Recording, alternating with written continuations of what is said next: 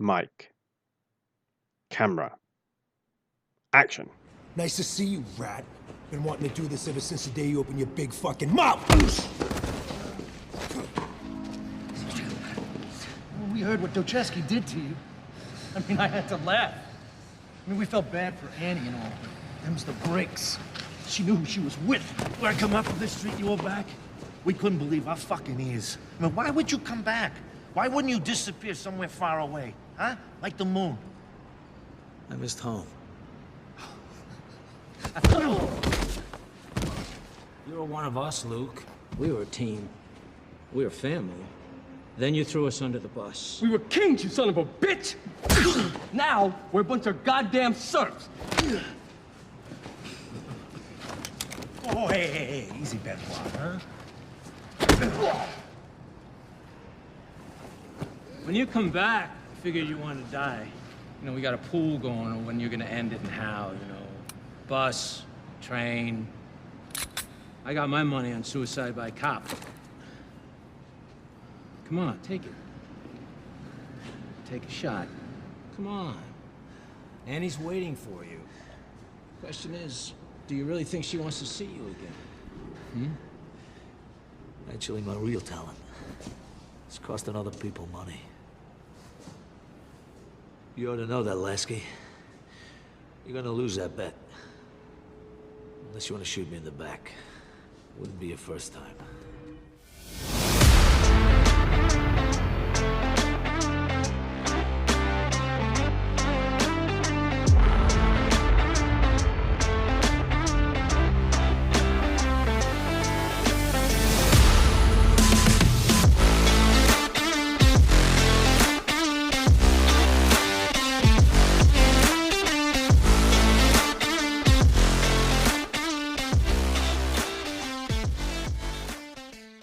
Welcome back to Filmography, the show dedicated to watching every credited film from an actor's complete back catalogue, from past debut through to present day in chronological order.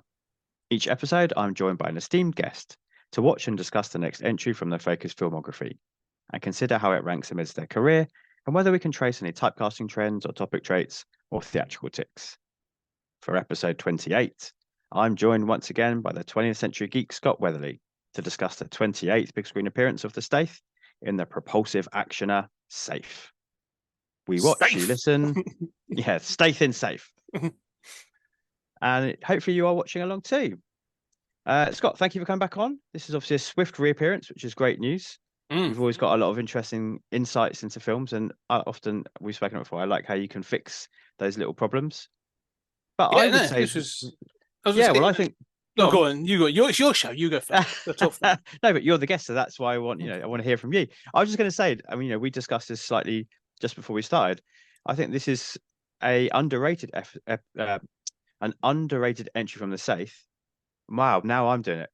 An underrated entry from the Stath is Safe. Christ, Yeah, it is a mouthful. Eventually.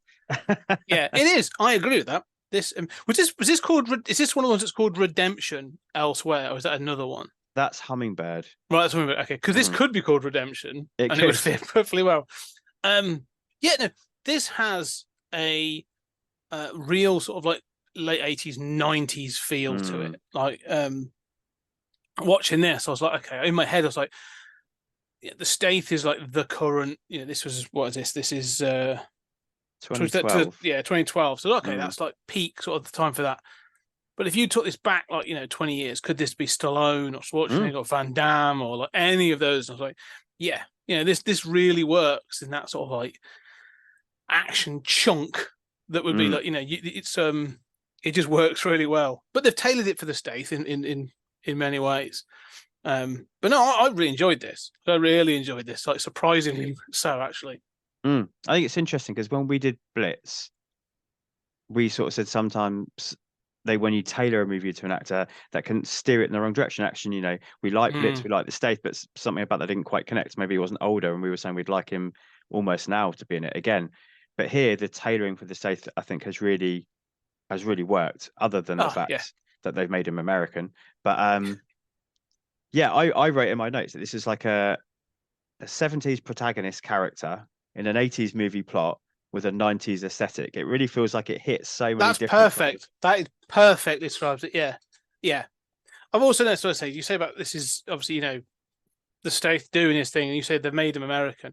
He is very much in that Sean Connery mold, though, isn't he? That like no matter what he's doing, he mostly sounds exactly the same. 100%. And it's gone away for a while. I can't remember the last time he did his faux American accent, but yeah, he's I been think it's asked to because he do it made again here. enough. Well, he's a bit like you become unless you like like Schwarzenegger had no chance. It was just like he was all like the script had to make justification as to why he had that terrible accent. Not Yeah, terrible and accent, Van but a Damme strong as accent. well, of course. Exactly. They had to sort of make up justifications for it in the script, or like you say, you're one of the others, and you had to sort of like try and put on an American accent. But I think with Jason Statham, he's come to that point now where he's like, no, I'm well known enough. Everyone knows I'm British. I'm just doing my voice and be done with it. But I love think that you're saying. Like, I was just sorry. No, go.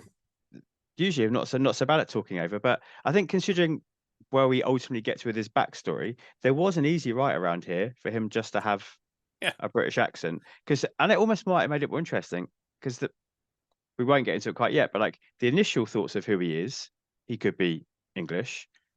The second thoughts of who he is, you'd be like, oh, why has he got that accent then? That doesn't make sense. But then when you carry on and you get like the third definition of who he is, then it could make sense again. So I don't know, it almost might be more interesting for him to have had this English accent.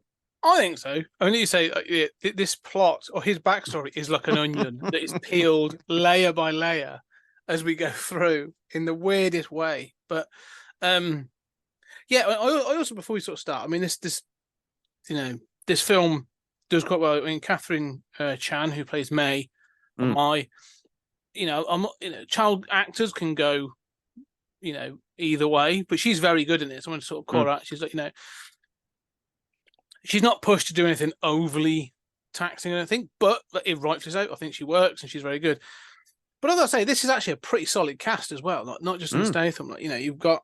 I was like, people keep popping up, and I'm like, oh, my boy James Hong. Bro. Lo Pan. So and I love him and everything he's in.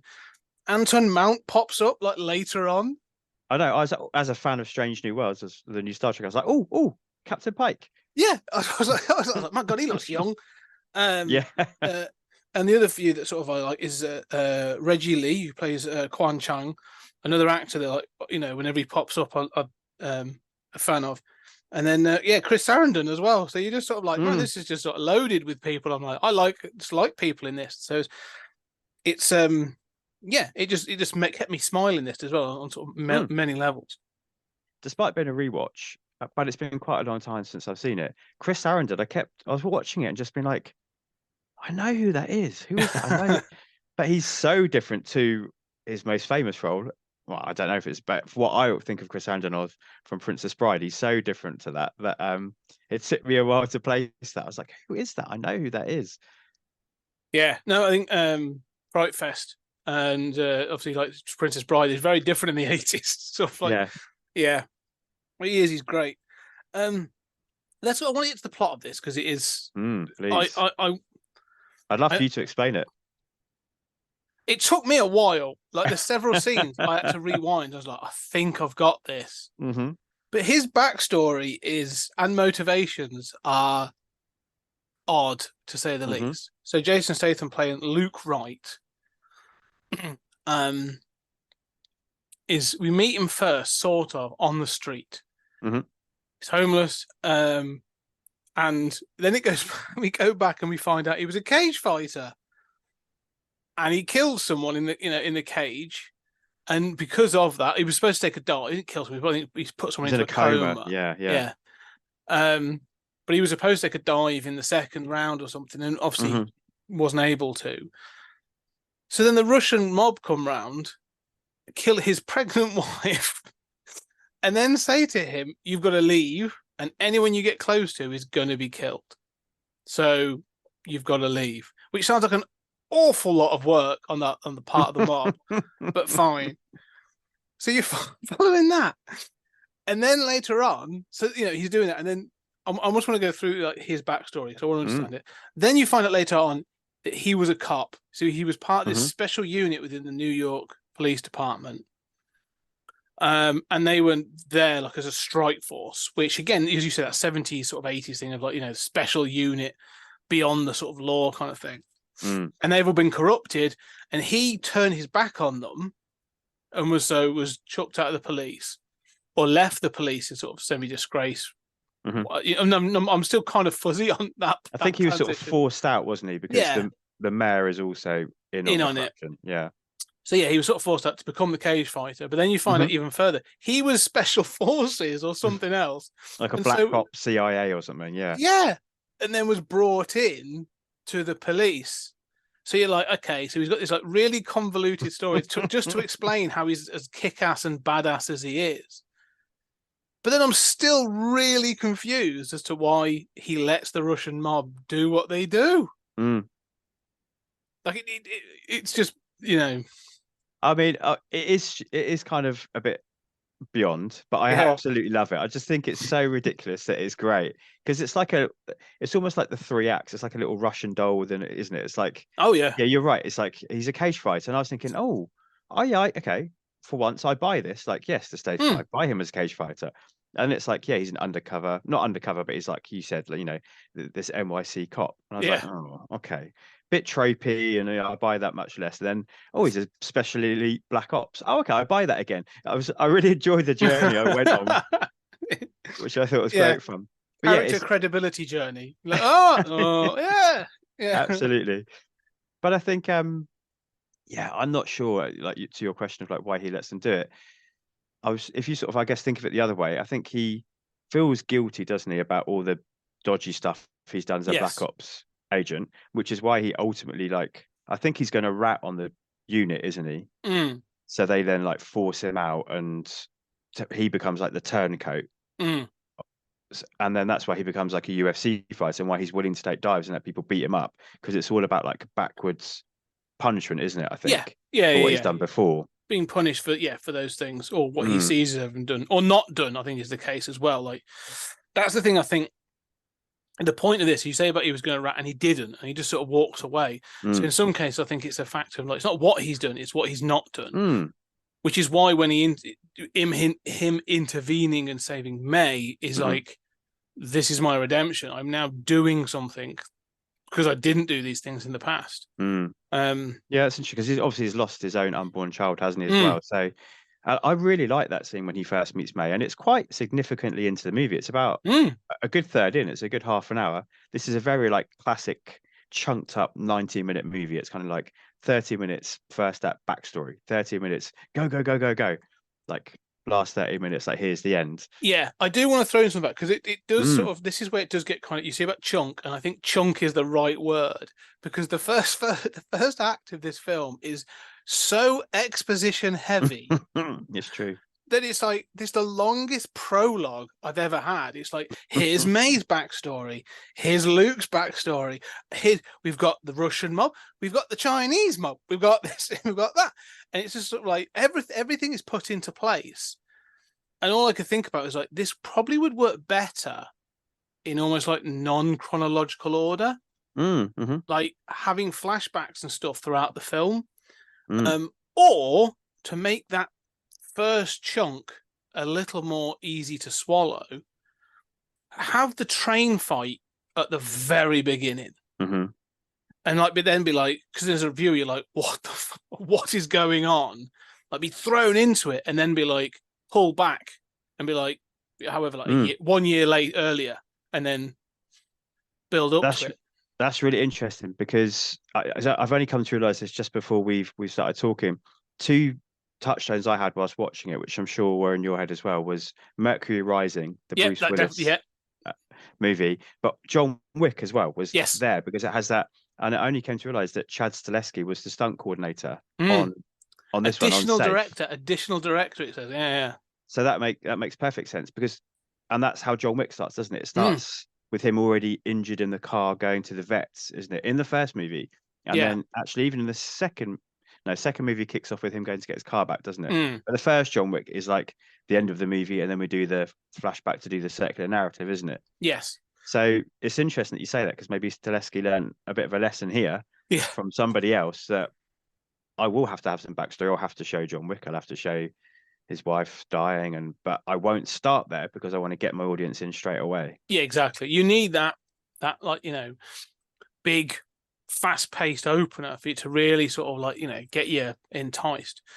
Because you do have to get through quite a lot of stuff, like, because when you're sort of following like a 10-year-old Chinese girl for like 20 minutes, 15 minutes, I'm a bit like, I'm sorry, I'm a bit lost. What's going on? And then yeah, it's like in a novel, isn't it? When you've got like multiple perspectives, and you sort of, oh, I want to get back to that guy, please. I want to go back. This person's more interesting. I want to see Stath kick people. Can we? Yeah, absolutely, I agree. Yeah, but once you get started, like once you get beyond this, and I kind of like, or the plot structure aside, I like the motivations. Like she's this genius, and I like when she's sort of like humiliating her teacher. I thought that's kind of fun. Not intentionally, like she even says, "I'm sorry, I don't mean to like disparage you," exactly. She? Yeah, You're wrong. She's just smarter than him. And I love the fact that obviously James Wong, who's he's called his Uncle Han throughout, then basically kidnaps her and her mum and is like, right, you work for us now. You're a human computer, and if you don't do it, I'll kill your mum. And so it's kind of like the stakes are pretty grim from the get-go. And then she gets flown to America, and it's like, as this 10-year-old, I'm just like, Jesus, this is tough. And that's when you get sort of Reggie Lee coming in as her dad, or Quan Chung is not a dad, but like her father figure, is adopted in the States. And you get the sort of all the sort of Chinese mafia and stuff going on. All that stuff is interesting and is kind of good, but you are like, okay, I want someone to go get kicked in the face now. When's but the one thing I would say that it's good at is, although it does take a bit of time to get there, I do know and feel for the characters. So it does have some pretty good characterization, actually, for at least the ones that are introduced at the beginning. Yeah, definitely. And I think that the meeting scene between them is handled really well. Like, Stath's Luke Wright is at rock bottom, isn't he? He spent a year living on the streets, accepting this life.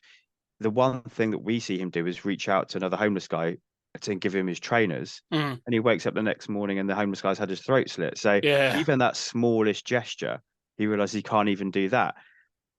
And then he's going to commit suicide, isn't he? He's standing on the train platform, and it really looks like his character is committed to do it. And I really buy Jason Statham's acting in this scene. His eyes are bloodshot. He's crying. Like, I think it's the most emotionally powerful scene I think I've seen him do up until this point. No, I'd agree. I think one of the things as well is to sort of like, with Statham is he's not an emotive actor. Like, there's no grand, big, dramatic, arm wavy acting. But you can tell that he stood next to the on the platform next to the tracks, and like you say, he just giving off that energy of like giving up. Like he's slumped, and like I say, red-eyed and stuff, and it just feels like this feels like a broken man. Like he's ready to go. So no, I agree with that. I think he's actually good throughout this. I think he switches things up. There's like a gradual coming back to life, isn't there? Yeah, and you can really feel it in the performance. We know he's a physical performer, but I think the way he uses his body is. I always remember a quote from John Travolta who said, like, one of the first things I do is decide how my characters walk, and that helps me get into the mindset. I think Statham is a very physical with his shoulders and his stance, and I wonder if he does something similar. And you can see him come back to life throughout this movie, I think. That's a good point. I mean, the fights on the subway and stuff sort of happen. He gets the sort of like capability pretty damn quick. But there's a confidence that comes with the fighting as you go through the film. And stuff, and so I agree with that to an extent, where it sort of feels like maybe, like you say, re-energized, but he gets given a purpose, and I think that sort of means something to him. And he's able to sort of, at least, again, he's not going to win any Oscars, but he emotes that enough that you're like, this feels important. I get why this is important to him now. And so, which is in the very end scene, it's not a tearjerker, but it feels nice when he's like, look, I'm not going to be your father? He's like, and my mate says like, can you just be my friend? He's like, and he's like, yep, I can do that. Yeah. do that, and that sort of feels honest and stuff. So, I did sort of appreciate that. I thought that sort of, it felt like the right way to go. Like, he's not going to just become like, you can call me dad. You know, it's sort of that's not who they are. So yeah, but no, again, we'll get to some of the funny things I sort of thought were a bit silly in this one. But I would say that from the moment they kick off in that train scene, like the action in this is solid. It's well choreographed, well shot. You know, as you said, Chad, what's his name? Is it Stileski? I think Stileski, yeah. So, like, you know, it's clear, like you said, that link with like John Wick, like, but this is well choreographed. It's well set up, and so yeah, you know, it's wonderfully over the top at times, and just the right amount of times. But the train fight is great.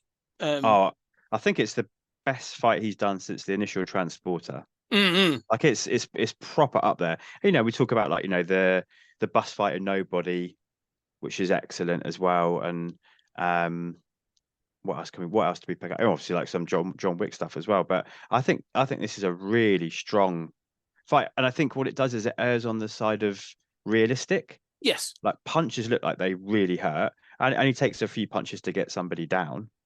The only thing that throughout this movie that I think is a little bit hyperbolic, the amount of times he gets hit and kicked and knocked down, not once does he ever bleed or bruise Luke Wright. No, he is like a superhuman man. Yeah, and this comes to one of the things that I was like I laughed out loud at when watching this film. So at the moment we'll get to some of the relationship. He's about to face off against Anton Mount's character at the end, and what's his name? The character's called I forget now, but Anton Mount's character, Alex. There you go. Yeah, it's quite like a nondescript name, isn't it? Yeah. But he's, you know, and he's from sort of like, you find out he's from Luke's past, and they have a sort of shared history. But as this sort of Luke appears, he's like, "Oh, Luke, you look like hell," and then it shows like Statham. I'm like, no, he just looks like Jason Statham. Like, if anything, he looks like he just kind of stepped onto set ready to go. Like, there's no like blood. He doesn't look bruised or disheveled. Like, you know, I'm like, yeah, you know. This is someone who's supposed to have been living on the street for over a year, and he doesn't. He has stubble, but not a beard. Like, sure, yeah, and his body. He's been working out whilst he's been on that street. That's for sure. Yeah. Oh, well, look, I'm always willing to give that. Like every action star, when they're ripped and they're like, you know, I've given up on life, and you're like, really? I'm not sure that's the case. However, that was one of the things I was going back to the start of this film. Like, obviously, you know, there's Statham's face. Like, that's it's the money shot. You want to know that Statham's in this. If I was the one thing I would have done with this, I would have sort of held up that mystery a little bit. I think would have been, there was a film called The Stranger from the early 2000s. It's a Stone Cold Steve Austin film, and Austin moves in a very particular way, so you can always tell it's him. But at the start of the film, they have this bit where like there's this homeless guy, and he's like got a big beard, and he looks all sort of like messed up, and he's sort of talking sort of kind of confused and stuff. And he gets into a fight and beats the crap out of these guys. And you find out that it's obviously Steve Austin, and he has to have a shave, and then all of a sudden he's bald and got the goatee and all that other shit. And I was kind of thinking about that watching this, going like, I'd rather this if like Statham had been like an absolute mess at the start of this. You know, big beard, hood, really messed up coat, all that kind of thing. Like he really had been living on the streets for a year. And then they'd have started with that train fight, and then sort of they'd be like, who's this crazy like kung fu homeless person? I'd have been like, oh, that's really cool. And that feels a bit more like the John Wick verse as well. But I think that'd have been kind of fun. That would have been cool. I agree. What he said is he has a beanie and then he doesn't have a beanie. Yeah, that's it. Like the transition point. The transition point in this film is he buys a suit and takes off his beanie. It's true. But there could have been like a shaving scene, you know, where he does, where he I sort of, agree. like, he shaves his face and like has a shower and sort of like gets back into action, sort of thing. Yeah, because it all takes over. Like once it hits, it's all one night, isn't it? It's just one long. But because there's a couple of moments. You're right, because when he beats up all the Russian guys, then I really like this moment when he shoots just point blank, like no mercy, the guy in the head on the train. He beats the shit out of 4 or 5 of them, and then he realizes the main like heavy is one of the ones which is in the room with him, and one of the ones that's killing his wife. So he just point blank shoots him, and he says something to like all the train passengers he had it coming and walks off, which is a cool moment. But also, like, he then pukes afterwards, doesn't he? Again, that sense of, I think this film strives at times for these like realistic moments of how people would react. But so that happens, and he steals his wallet, doesn't he? And that's why he buys the suit, and he rents a hotel room. And there's a moment where May says to him, like, he says, "Oh, I've had a wash, but I could do with a shower." She's like, "Yeah, you could. You stink," which would make sense. He's been homeless for a long time. But just before that, he's had the hotel receptionist really flirting with him, like, "Hey, and the mister." woman he bought the suit off. Exactly, yeah. So presumably he still stinks at that point because it was actually earlier. But just because it's Jason Statham, they still maybe when he stinks, maybe he just sweats like Old Spice, like he just smells. the pheromones he gives off are just That's it. pure, Just pure rugged Statham is enough. Like, yeah, I know what you mean. I thought the same though, because it would be better if there was more of a transition. You know, I'd love that in this. I think it would be good. I mean, I'm not going to take anything away because I did really enjoy this film, but he never feels homeless enough, especially when they show him next to other homeless people. Yeah, definitely. No, I agree with that. But as you said, you know, he's the moneymaker, isn't he? So they wanted that handsome mug all the way from the start. Exactly. Yeah. You say about sort of the silliness, because you're right about, I think, some of the fighting. There's a weight to them. It's a tactile sort of like weightiness. There's a thud with some of those punches and kicks, which I love, and that's one of the things I like Statham, because I think he really does deliver like really sort of hard hitting fight scenes. But you also have him, as you say, not having bled or bruised, falling out of a hotel window and using somebody else as a cushion. The last time I saw that was as a joke in an Austin Powers movie. Yeah. That was like Jason Bourne. They do it in the Bourne Identity, don't they, as well? But he gets off and he's like, "Oh my god, like I'm really injured from that." Yeah. In this one, Statham sort of like pops up, runs off. Okay, let's go. Yeah, absolutely. Yeah. So there's that you say it sort of swings from that sort of like, you know, that 70s style. I think that there are moments where you do have, and I've read that the director said he wanted to achieve that, but I would definitely feel that he's tuning into that 70s aesthetic at times. And then all of a sudden it swings right back to like 90s action, and you're like, oh, that's fine, you know, I'll let that slide. But yeah, there are scenes repeatedly in this that I enjoy. And one of the things is, because I recently watched all through the John Wick series, obviously, you know, with 4, so I was like, okay, I'm going to watch all of them.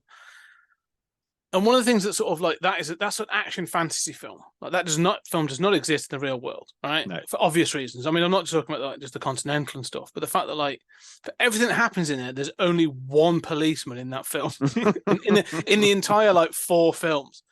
Like the police never turn up at any of these sort of shootouts and fights. At least like the police get involved in this film, and it's obviously a big part of it. And you then get the corrupt police, which again feels like a very sort of 80s thing. That, you know, that sort of feels a hangover from the 80s, which again I love it as a trope. You know, everything from, I think it's like the second Dirty Harry film had it, and you know, it sort of feels similar to like Lethal Weapon, and those kinds of films have all had those things in there. So I like that there's that element that, you know, obviously it starts to pull those strings together. It's I think the thing is, this film, what is this film, like 90 minutes? Yeah, it must be pretty dead on, I think. Yeah, it's so dense at times.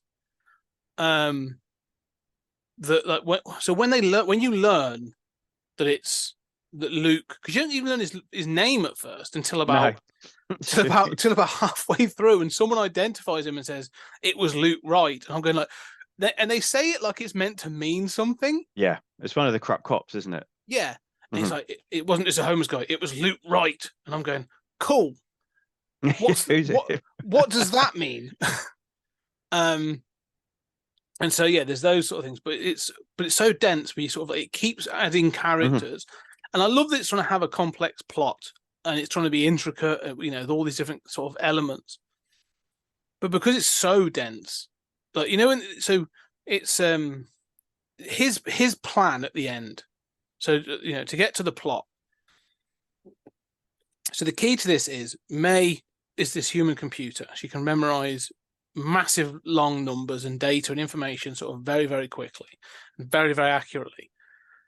And she's been sent on this so on this one day, she's going to be sent to 2 locations. She's given this number grid and she's remembered it. And then she's going to go to this other person, recite the number, and then this other person's then going to give her another number, and then she will then bring it back and she'll then recite it back to Uncle Han. And they're like, okay, well, what is this? What is it that's what's this all about? Because they obviously get stopped then by the Russians, and they want this girl because they want this number, and everyone's obsessed with this number. And then like Luke finds out, you know, he figures out that it's a safe in about 10 seconds. In about 10 seconds. Yeah, I love the way he sort of figures that out as well. Like, it's old school because I'm old school and it's old school. I know what's going on here. No, it's verging on Batman 66 is what it is. But he manages to figure it out. Like the code, it must be like he's able to figure it out. Like, you know, but everyone else is like, it's just a grid of numbers. It means nothing. But it's a combination to a safe, and then she was going to get this other combination, and basically she was going to deliver the combination that was going to allow someone to have $30 million, and in like sale of a drive that was going to give all this information about everybody in New York, basically. All the people who are corrupt that you can pay off, and all the all the other sort of like back channels for money and everybody else that's involved and stuff. So basically it was sort of like a group of, like a whole swath of information. That's what's up for sale, and that's sort of like the crux of all this. So it's so when you get to Jason Statham's or Luke Wright's plan at the end of this film, because you've gone like back and forth, everybody's involved, the Russians, the Chinese, the police. And he's a May, and then she gets taken again, and he has to get her back. Yeah. So the way he wants to get her back, though, is basically sort of like to hold all the cards. Mm-hmm.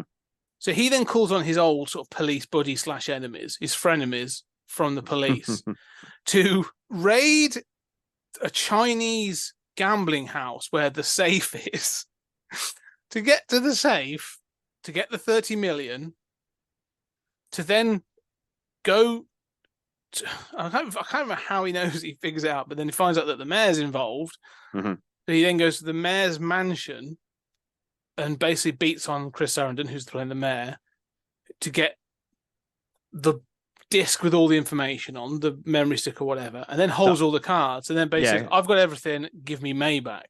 That's not where, because he says to the mayor, like, I know you were involved, and the mayor's like, well, how do you? And he says, because that's not where the money is going to go to initially, because he says, I know you'll have a second disc. There's no way you'd give this information away and not keep a copy. So he actually gets like the copy, doesn't he? He doesn't go to the other secondary location as such. That's right. Yeah. Yeah. You never find out where that is. He just gets, he gets the possibly the original, and the copy is what's failed, but there's a version of it.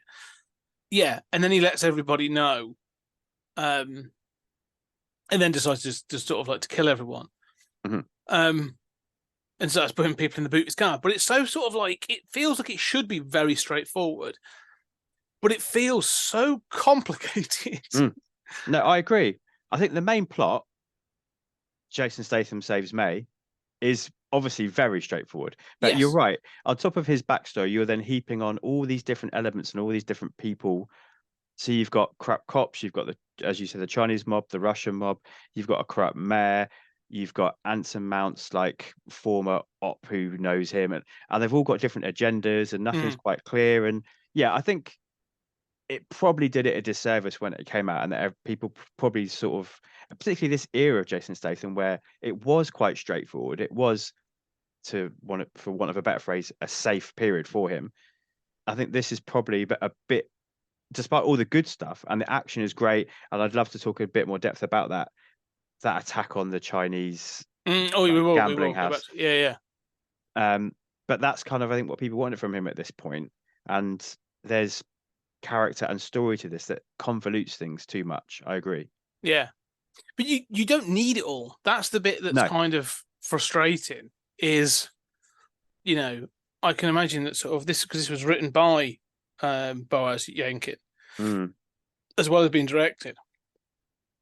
And it kind of feels a little bit like he's kind of pleased with himself that he's made this convoluted plot. And I'm not going to sort of put him down for it, because it holds together just about, like, all the elements are there, like I was going through. But yeah, it feels incredibly convoluted. Like, the other thing that feels like a bit of a touchstone is Eastern Promises. With Viggo Mortensen, is Cronenberg movie. That sort of came to my mind as well when I was watching. So I think probably because of like the trope of the Russian mobsters, and they're, again, a bit like John Wick, the aggressive, like, rebel son who does what he wants and doesn't listen to dad. But that film is pretty convoluted and complex as well in terms of people's real identities and who they are and what their plans but that's are. a drama thriller, though. Well, that's what I was going to say. Yeah. That's the difference in it. This wants to do that, but then have its cake and have Stath kick that cake repeatedly, and so that's where the problem is. It wants to be a bit of everything all at the same time, doesn't it? Yeah. The other, you say about touch points, Mercury Rising was definitely one. And that's a Bruce Willis film I think is underrated as well. I kind of enjoy that film. Another Bruce Willis film that came to mind watching this was 16 Blocks. Yeah, we've spoken about it before, haven't we? Yeah. Good movie. Another film I think is underrated. Again, that sort of thing of downtrodden, looking for sort of an easy life kind of cop that gets involved in corruption and then sort of ends up doing the right thing and gets redemption and stuff. So I was like, yeah, that there's definite touch points for this. I just want to touch on sort of, like you say, who, you said that Boaz Yakin, he's done a number of things, but he's done a lot of writing. Most recently, The Harder They Fall, which I'd actually kind of shout out. So I really enjoyed that film. But his first two films, what I really want to point out, talking on the action genre, he wrote the 1989 Punisher, the Dolph Lundgren Punisher film, and then followed it up with The Rookie, which is also a bit of a guilty pleasure for me, which is a Clint Eastwood, Charlie Sheen film. So he's he's not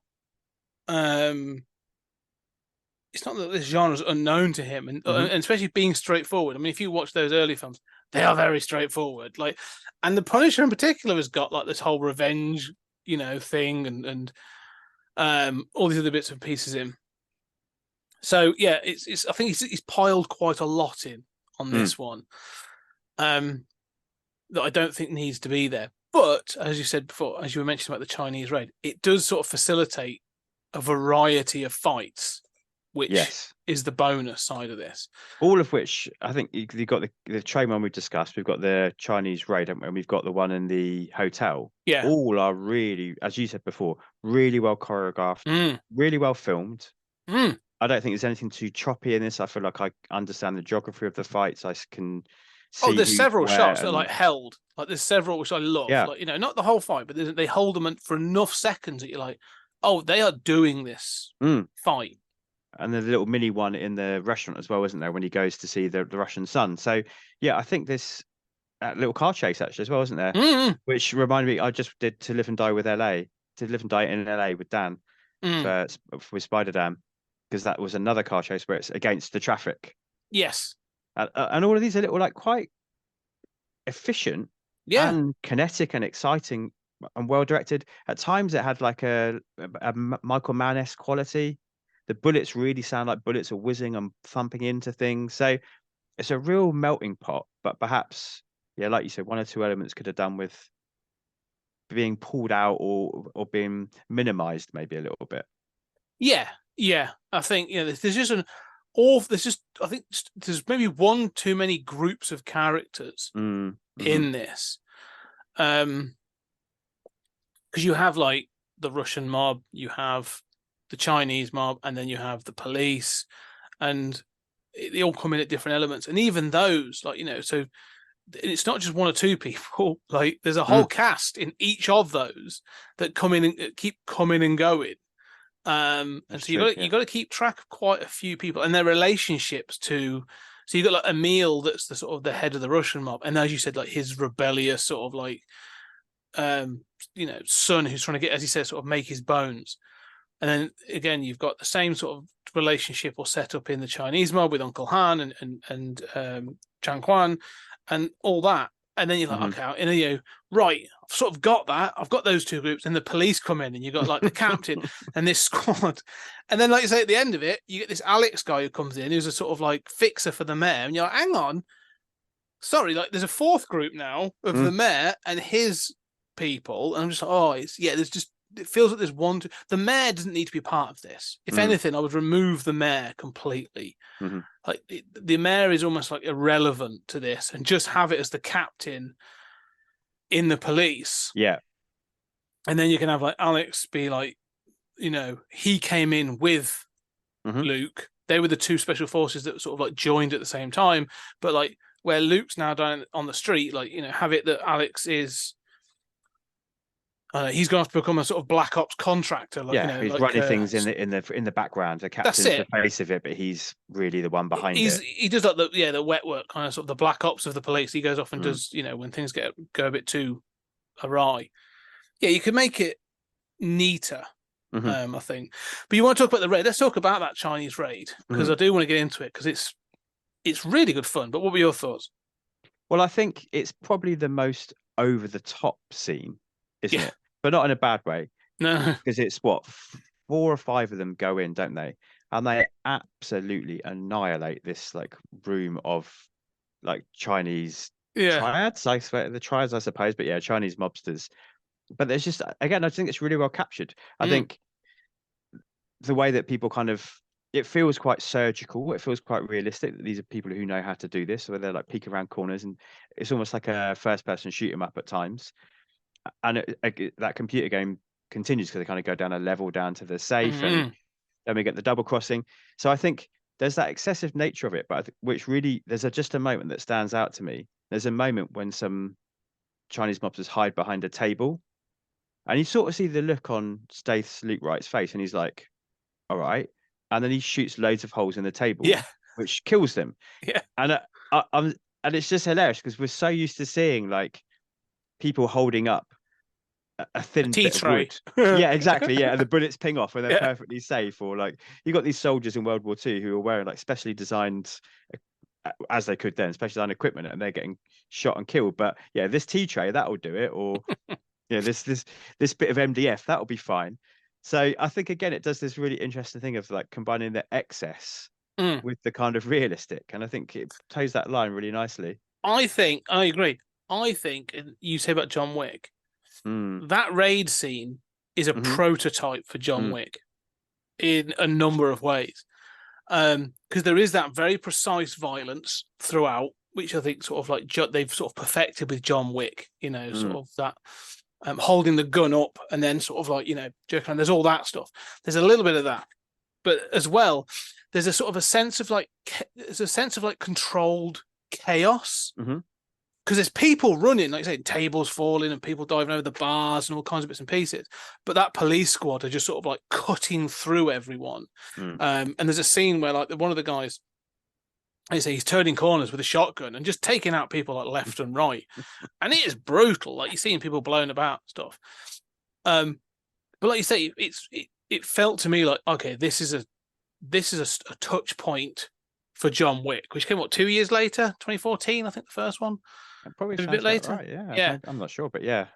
And so, and you have, and so you the point you have that whilst the squad is going on, and they're all sort of like bulletproof vests, and they've got MR15s or whatever they're called, and some of the other sort of weapons and stuff. So they're all tacked up a little bit Heat style, and then you've got Jason Statham's like Luke, right, just wearing a suit.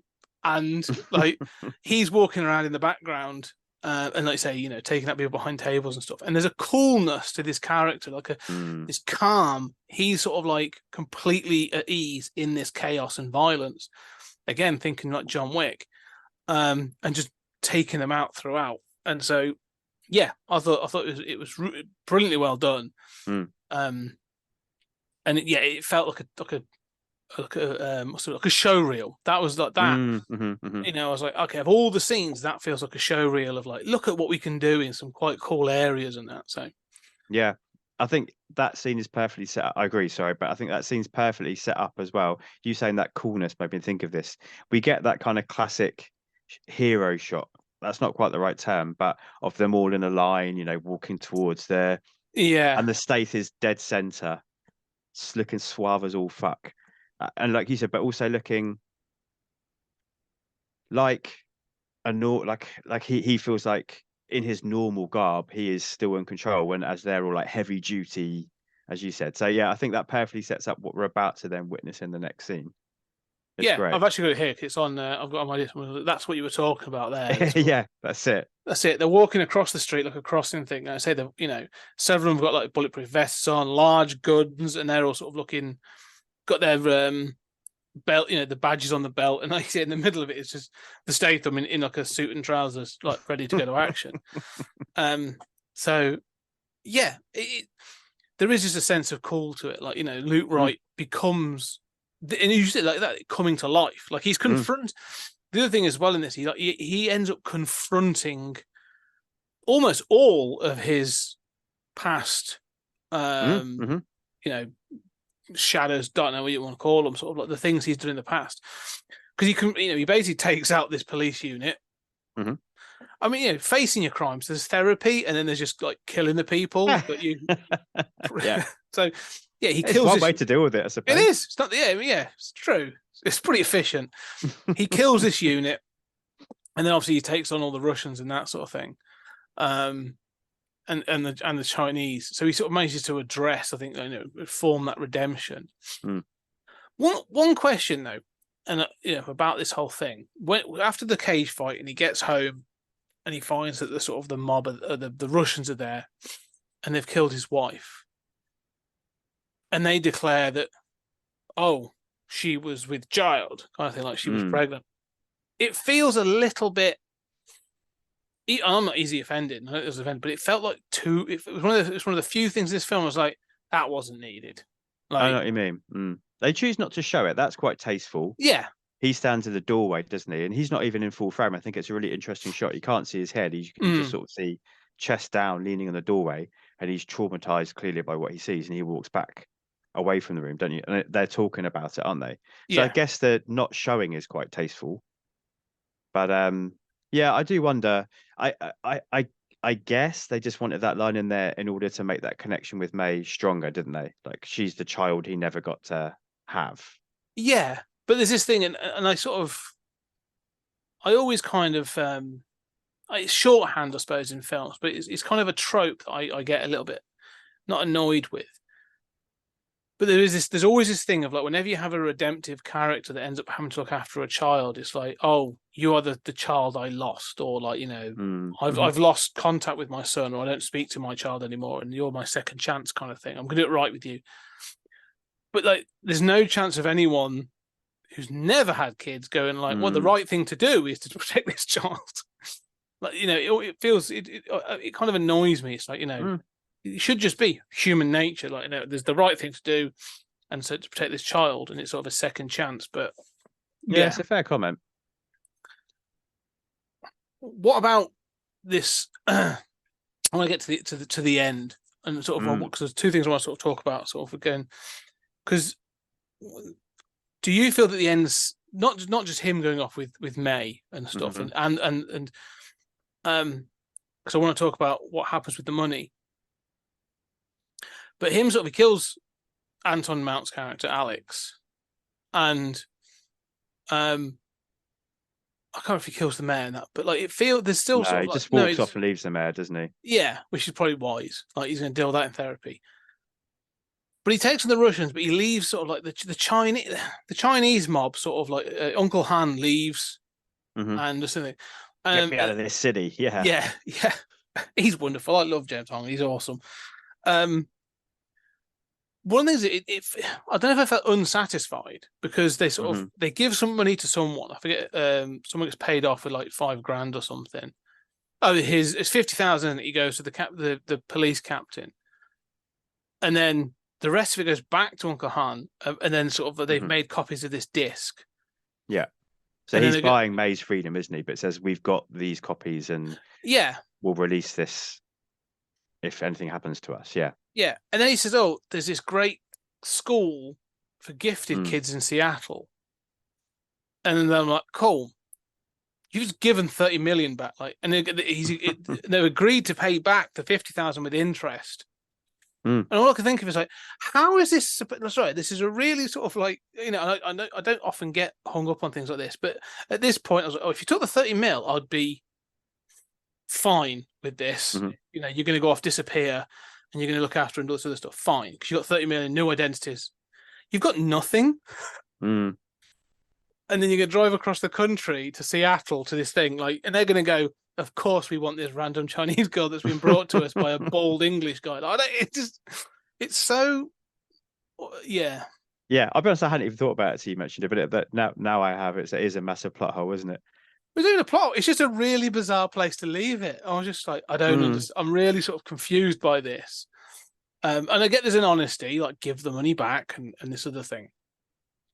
But yeah, there's no sort of like, you know, she's going to use her memory to hustle people, or, you know, yeah, we'll stop at Vegas on the way. Or, exactly, you know. Yeah. And I was thinking that's. I'm so glad you've said that, because there was a part of me like, I want to see her use her superpower to benefit herself in some way throughout this film. Like, you know, she can memorize cards or numbers or something, or she can figure out probability very, very quickly for, like, you know, for the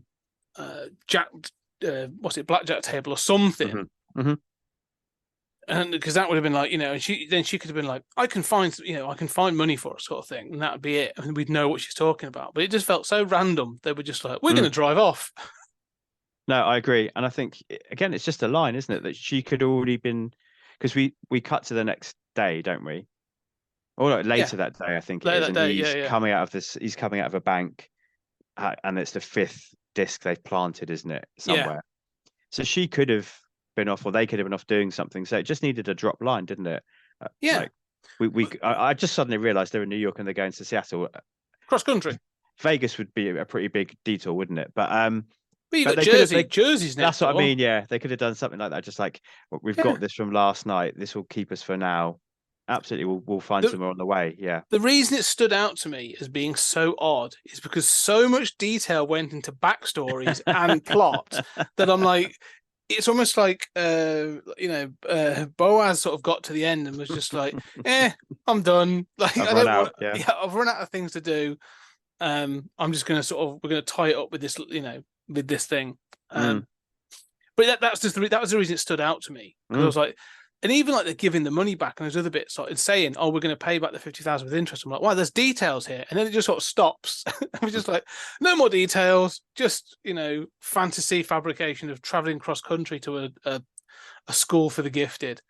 Yeah, it just made me laugh. That it stood out quite strongly to me. How did you feel about the scene before with the kind of final face-off? Because that is obviously handled in a non-conventional way. Do you think that worked, or do you think that was a bit underwhelming as well? I think that's probably one of the underwhelming parts of the film. Again, and you know, Anton Mount's big guy. He can sort of, like, you know, I don't know how, you know, I think he knows martial arts or anything, but I'm pretty sure he's athletic enough. They could have done something. But it felt like that should have been a showdown between. Which they set out even with a classic shot, don't they, with them standing on each side of the frame. It's all there, yeah. Which, I thought it was going to be that kind of thing. Again, going back to, like, you know, we've seen it with John Wick. I think there's lessons learned for John Wick. Because, again, one of the things they do as well throughout that sort of thing, they keep setting Alex up to be the opposite of Luke. They're like, oh, he was brought in at the same time, but he's a corrupt version. He's become the fixer for the mayor. So he's still using his skills to do dirty work. Luke's looking for a redemption story. Alex is actually looking to continue and, if anything, grow his corrupt empire. Like, they should be opposing forces that come to that fight, where Alex is like, actually, I'm going to kill you, take the money, take the thing, and the girl, and I'm going to benefit over all of this. This is my opportunity to now set up my own empire. You know, in fact, you know, like, Luke, you've cleared the way. You've taken out the Russians, you've taken out the Chinese. Like, I'm now going to go and do my own thing. Yeah, it feels like that should be a much more of a big moment. It's interesting, isn't it? I don't know how I feel. I do like the subversion. I think it's really interesting. And I know a lot of people took Against Glass, the final like Unbreakable Charlemagne trilogy movie, but I kind of like the underwhelming nature of that as well. I like it when people choose not to do the expected, which this does. We have the face-off moment, and then from off camera, May uses the gun that, because they both say, "I'll put my gun down if you put your gun down," don't they? And May uses the gun that Alex dropped to shoot him from off camera, which is quite a fun moment, I think. So I like what he's going for, but you're right, you can't help but, just because we're so used to having that final fight. And you think about some of the films which have done it well, like the Raid 2. Like, imagine if we got our, Yeah, a exactly. safe version of the Raid 2 final fight. So you can't help but want it, can you? Well, the thing is, like, there's that thing about subversion of expectation, right? And sometimes it can pay off because you sort of what is left behind.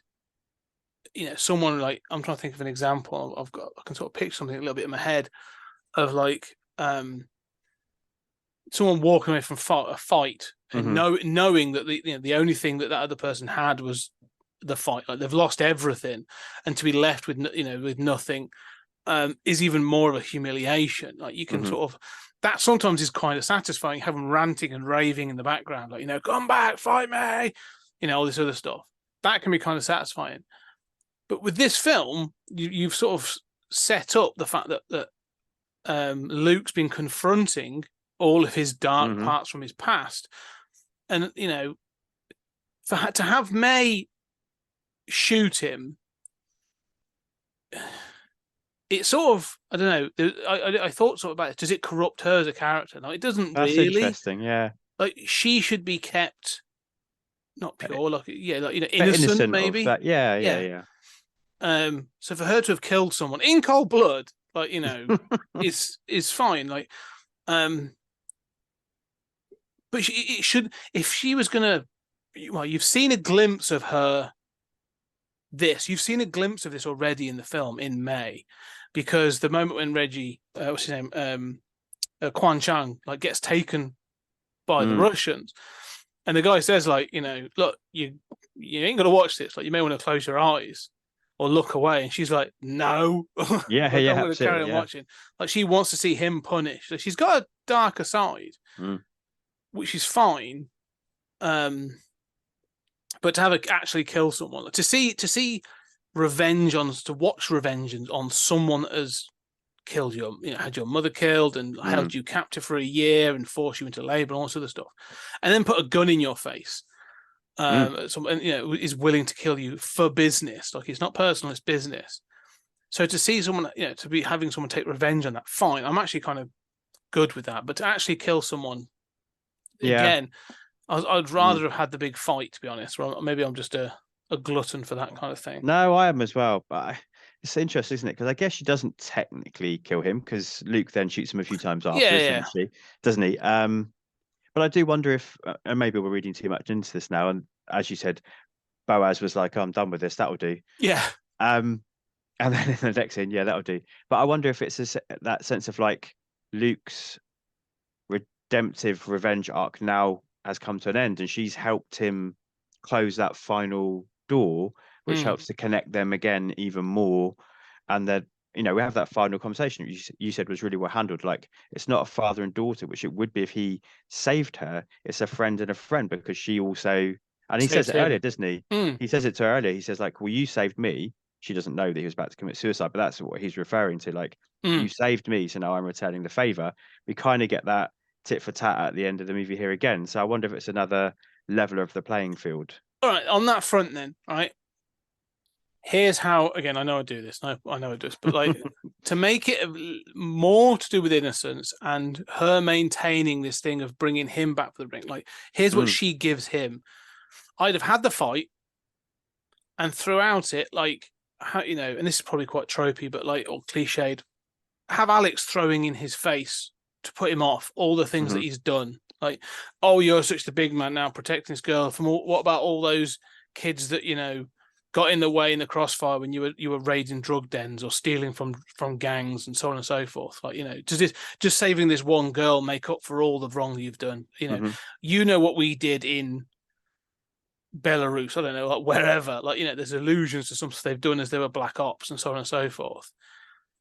and have him sort of like, you know, lose it in this fight, Mhm. and then he sort of, you know, Alex down, he's giving him a kick in, and she's then stops him and says like, no, you know, he doesn't need to die. Like you killing him is now, this is a step too far. Like step off. And her sort of again saving him from, you know, killing Going this over that guy. line. Yeah. Yeah, and she's a bit ridiculous because he's killed people like all throughout the film, but I know what you mean though. Yeah. but like, you know, killing someone with his bare hands out of pure hatred, and she's going like, look, it's done. He can't come after us. It's done. You know, we've got everything. Let's leave. Let's just go live our lives. I think that would have been, again, the sort of her innocence in the situation being the light for him to, you know, to keep him from the dark.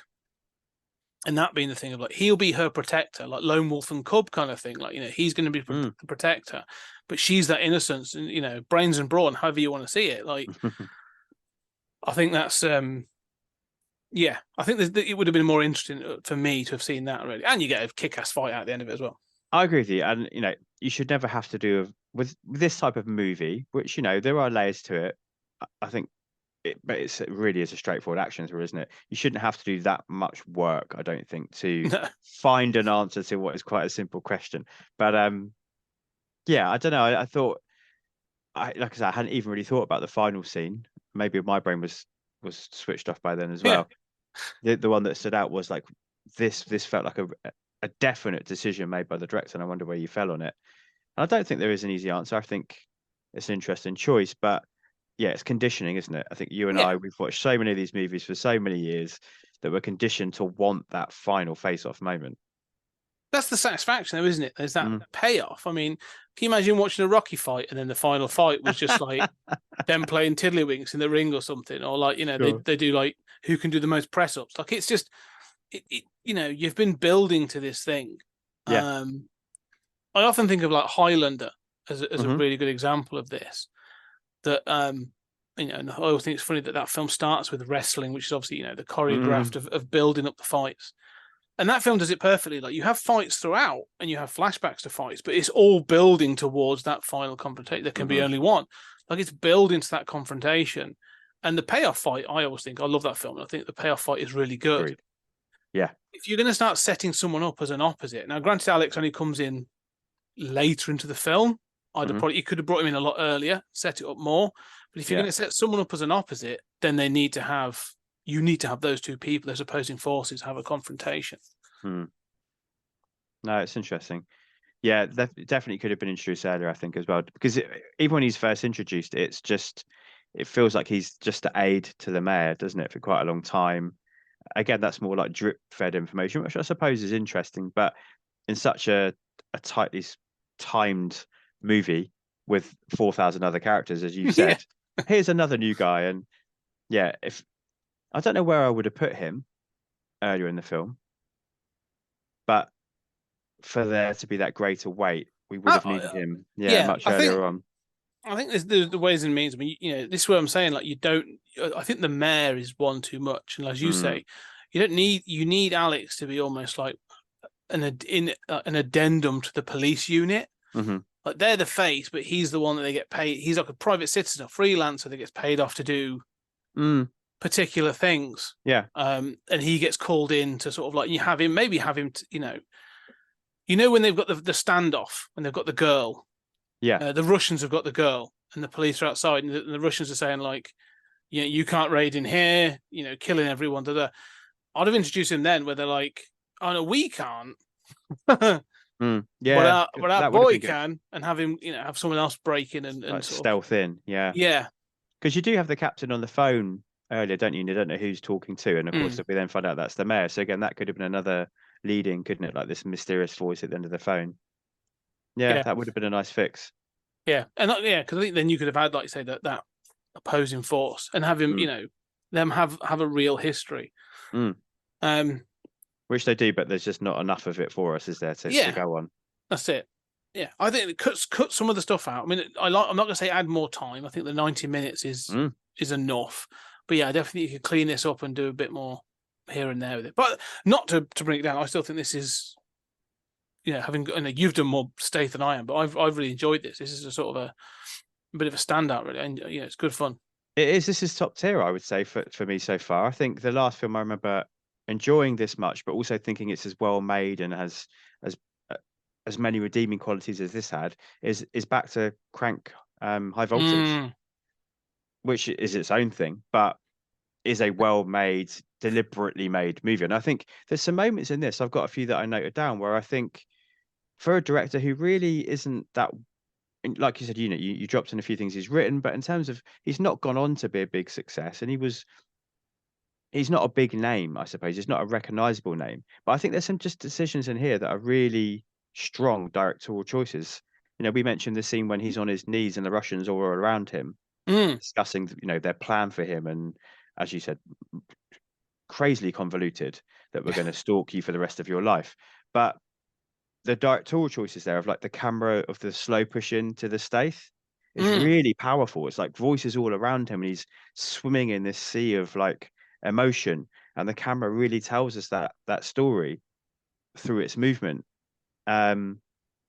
Really simple, but like the way he disappears into the crowd a little bit later when he's now a homeless guy, like a really nice shot where he like disappears into the crowd. Again, it's used in quite a lot of movies, but just handled really well, I think, here. And when they're in the getaway car and there's a moment when the car's accelerating and the camera pulls backwards at the same time, almost like a reverse dolly zoom, like in Jaws.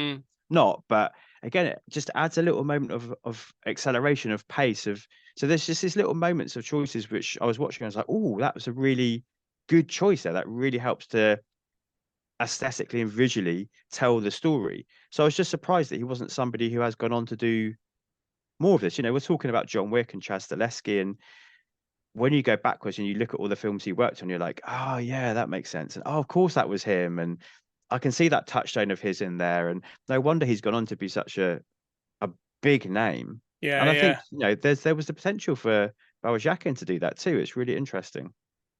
Yeah, I think, I mean, he's been more of a writer than a director and stuff, and a bit of a producer. But yeah, like you said, there are definite choices being made here to sort of provide an aesthetic.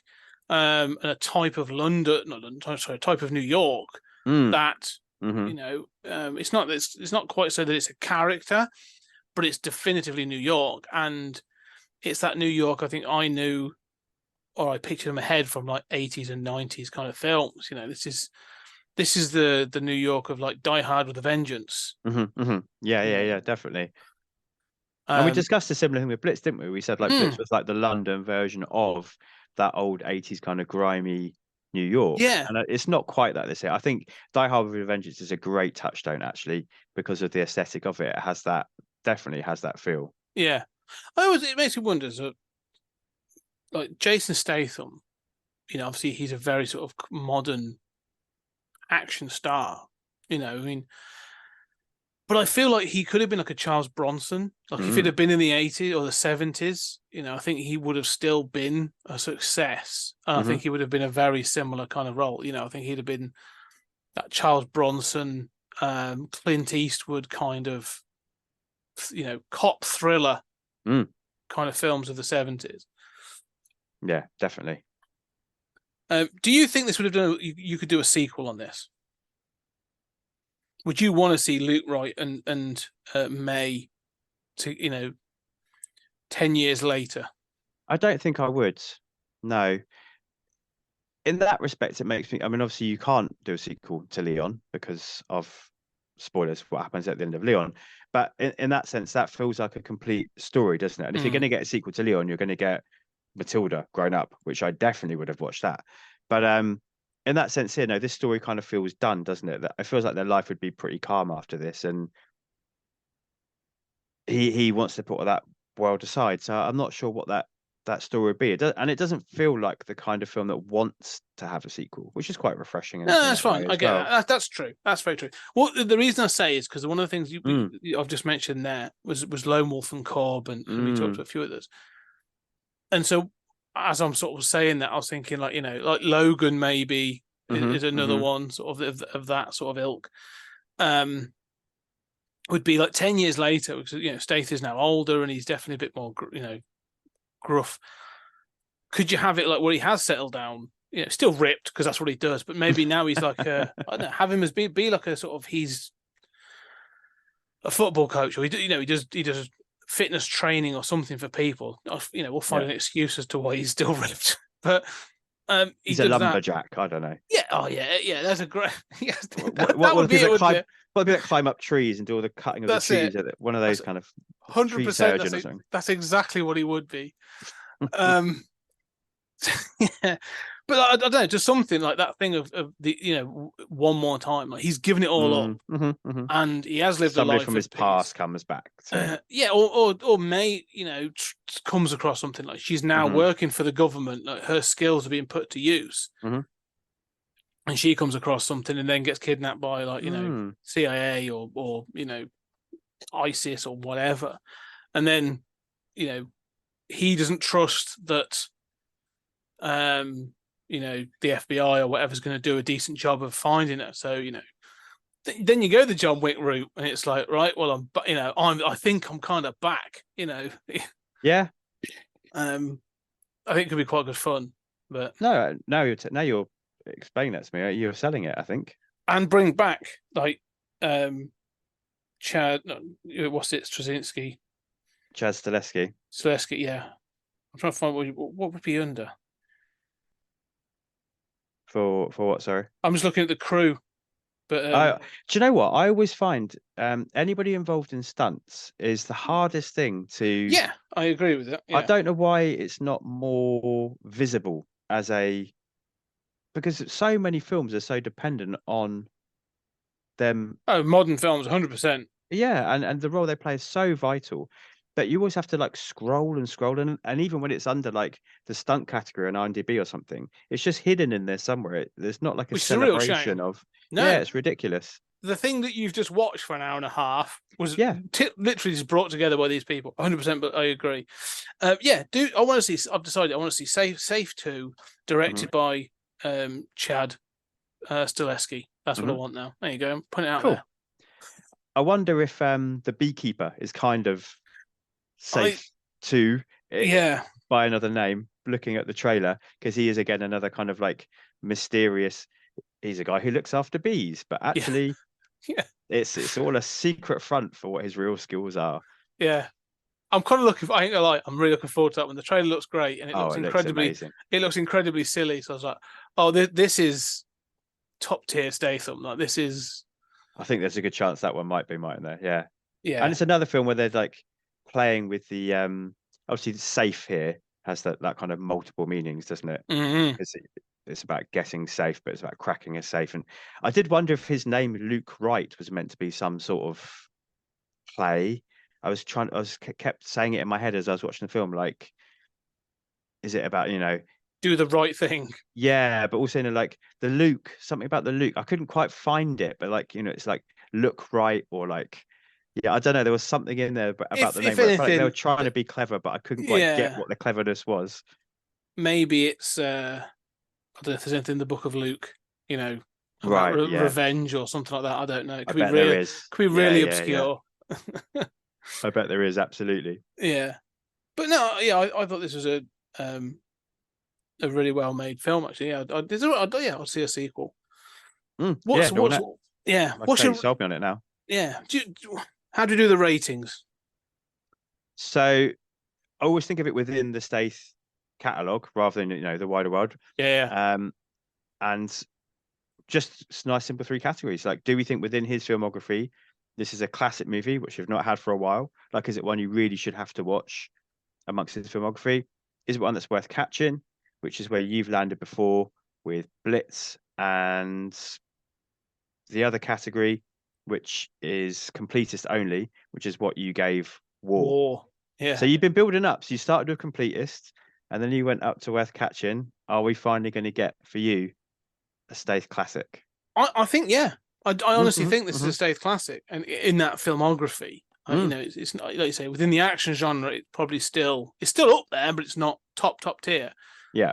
But for a Statham film of this era, I think Safe is solid. I think you got to get through that first act a little bit, but once it gets going, like the action is solid. It's really well choreographed, and the characters are fun. I just think there's a lot going on, and I've poked fun at things, but no, I think this is a really satisfying film, and definitely watch this again.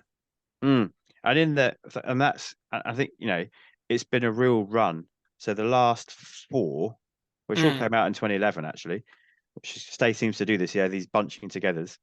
So The Mechanic, Nomad and Juliet, Blitz, and Killer Elite all were worth catching, according to all the various guests, you being one of them. So this is a bit of a standout from this era, I think, for him. I think so. I think he's tried different things there, hasn't he? Like, no, I ain't gonna lie. I kind of like Romeo and Juliet. It's a family friendly kind of family fun film. But yeah, I don't know. There's just something about this, I think, that does The Mechanic. I can't. Do you know what? I know I've watched it. It's Donald Sutherland, isn't it, in that one as well? Yeah. I can't remember anything about that. Which says a lot in itself. Yeah. This feels like it's better than that. Yeah, I would agree. Like I said, well, I said earlier, didn't I? Like, this is the strongest one for quite a while for me, and the backwards in time to Crank High Voltage.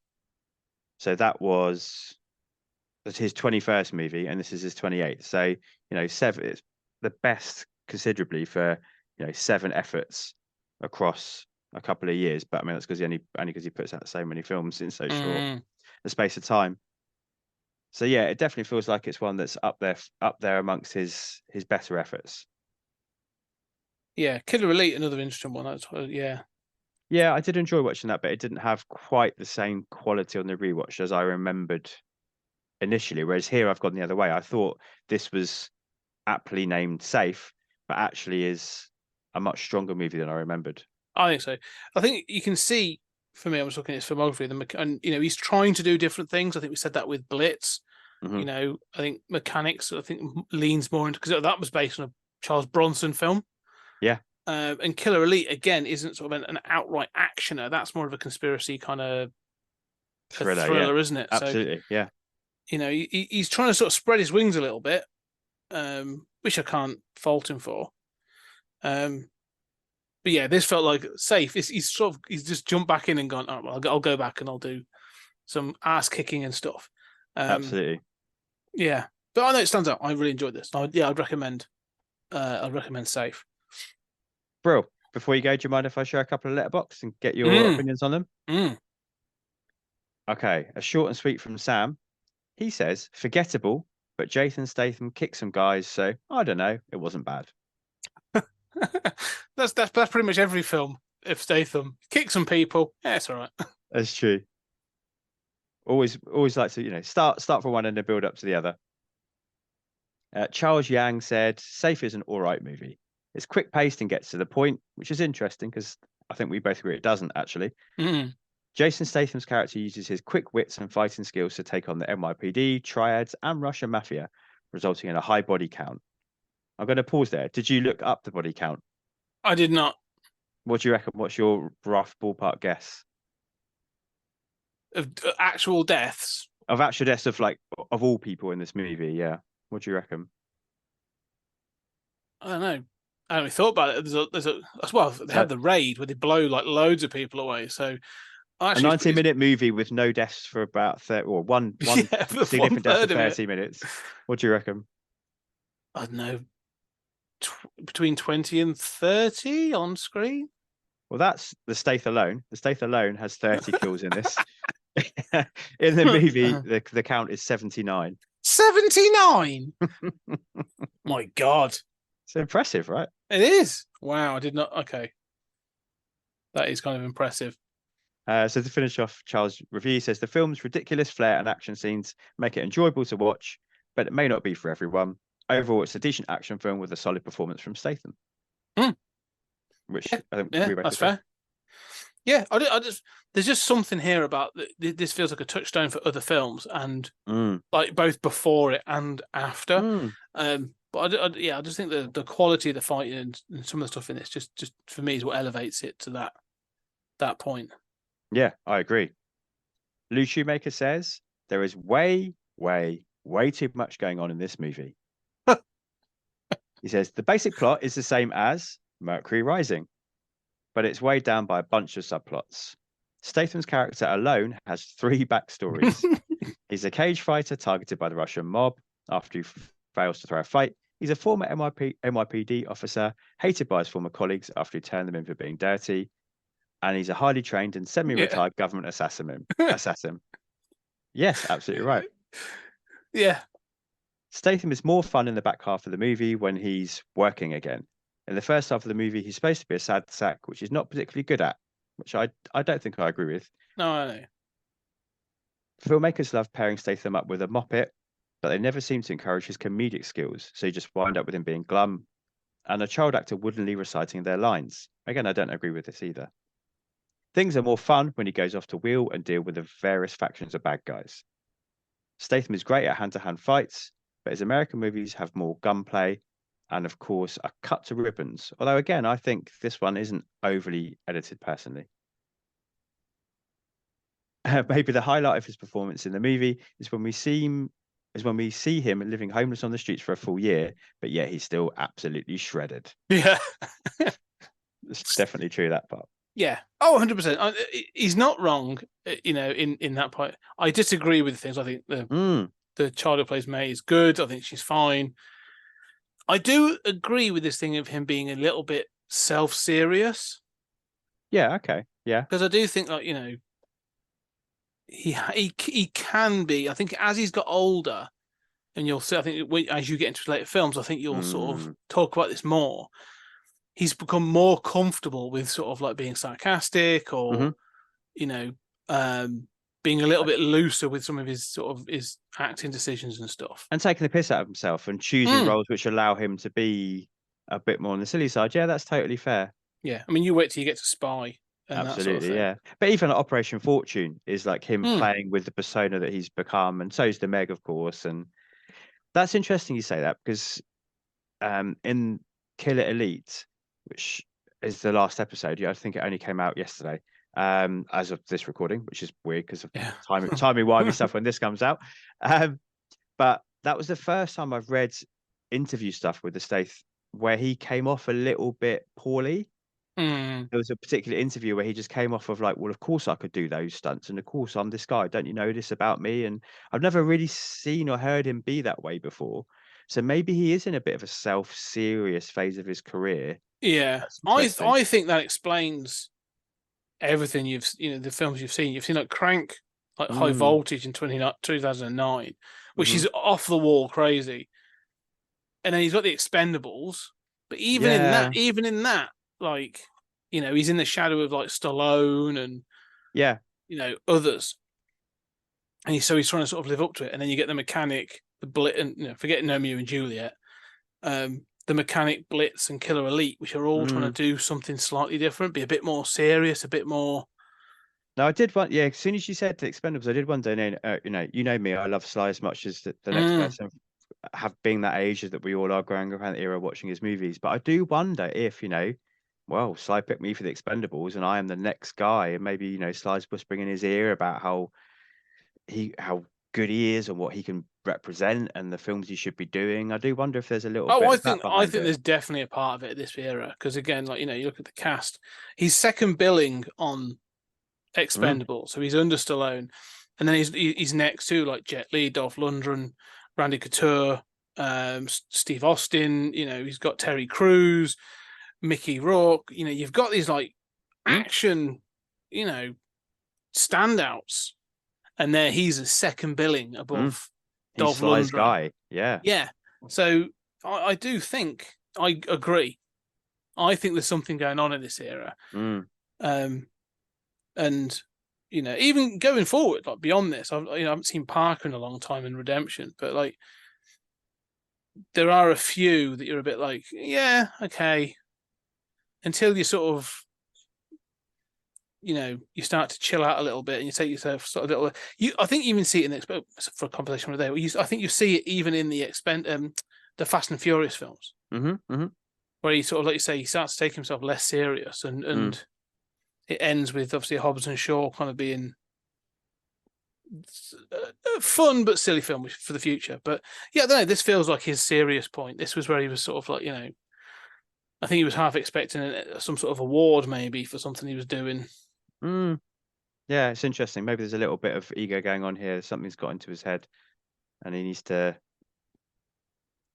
get to that. I mean, we'll get to a new classic. I'm sure we get to that next phase where, Spy, I'm sure will be one, because suddenly I'm on a different page here. I know where I'm at. And I think that's another kickoff into a next phase of his career, which is around that time of perhaps now a couple of fasts in, where it's like, I've done the serious fast stuff, but now I can start doing the silly and accepting the silly fast stuff. Yeah. Well, don't forget about also just like who he's acting with at this time as well. We've just talked about Stallone picking him for the the Expendables.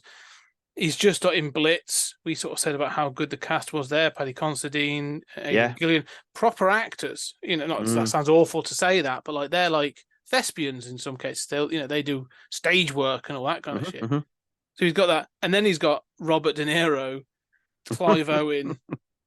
You've kind of got a certain caliber that I think he's like, oh, I've made it. I am now top billing. This isn't. I mean, even for Safe, it's not just Safe. It's Jason Statham. Safe. Yeah. No, it's true. I think it's interesting, isn't it? And that's the part. That is the point of this podcast, isn't it? We're looking at how he's growing and how he's changing and what's going on in the stage in his career. And I think we're hitting upon something here, that this is a little era where there's something going on maybe off screen that we can look at being represented on screen as well. Yeah. I do think one day when we get his biography and a kind of, and I think that would potentially happen, I think you'll learn a lot more about where he was at with some of this stuff, which I think will be really interesting. Interesting point. What's coming next for you then? So next is The Expendables 2, actually, funnily enough. So widely, I think, understood or believed or considered the best one of the Expendables franchise.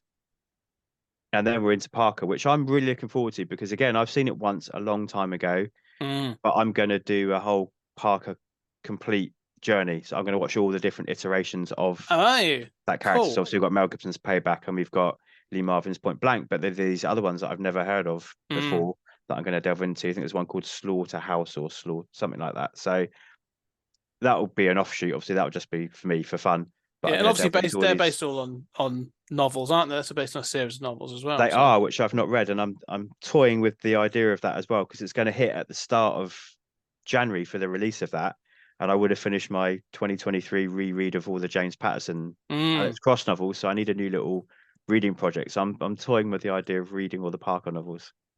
Could be interesting. To maybe try one or two. That'd be interesting to see what they're like. Cool. Real mate. But more importantly, as the guest, what have you got coming up? So this will come out at the end of November, this one. End of November. So, as of that, yes, as usual, sort of 20th Century Geek is back. We'll be doing that. Got lots of different things coming about for that. Keeping that going to the end of the year. Then hope we've got some big plans for 2024. Stories Out of Time and Space. We are still going through our Black Mirror, sort of full-on Black Mirror retrospective. It goes well into next year, so that's what will be coming.